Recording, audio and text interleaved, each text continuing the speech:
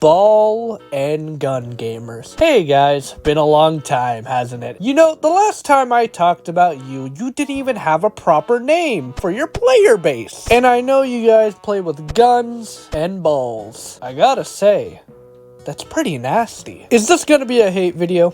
Yes, but am I going to shed some light on something that these gamers don't understand? Also, yes. Now, obviously, if you only play one archetype of game, you're gonna be miserable. I learned this once I played the Souls series, thinking that this is the only type of game that I will ever play, and then became miserable not considering that all genre of video games are different in their own way, and there are plenty of options to choose from. And I shouldn't associate one archetype of game with the entire gaming industry as a whole, which is what these ball and gun gamers do. Just yesterday, I heard the most trash opinion from a ball and gun gamer saying that GTA 6 is the only good game coming. I already know you add milk first, and then the bowl, and then the cereal, because what the fuck do you mean the only good game? Did you not see the greatest state of play of all time? All the games we're getting in September? What the fuck is this trash opinion? I understand that opinions are right in their own way, but some opinions are just blatantly wrong. If any of you gamers associate the entire gaming industry with one genre of video game,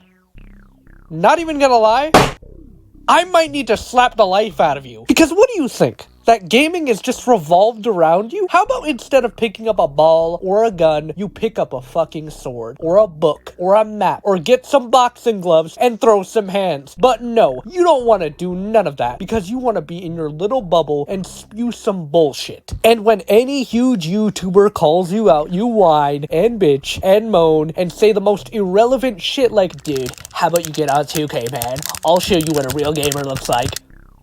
I'm sorry I don't play mid every year. Trust me, no one would be having this conversation if you said your opinion on the state of gaming in a different way. No one would be making fun of you guys right now. Maybe if you just said, guys, I'm bored of my games. Is there any recommendations? Instead, you try to score a hoop and miss with your opinion. What makes me want to snap my neck is that a majority of gamers that go on the PlayStation Store are ball and gun gamers. I mean, just look at this. Now, I understand that live service games have constant content coming to them, meaning that there's gonna be naturally more players playing the game, but my god, man, instead have the decency of getting different games. I play Marvel Rivals, but I also play Assassin's Creed Collection and have a huge catalog of different games to play. My options are vast. Yours are not.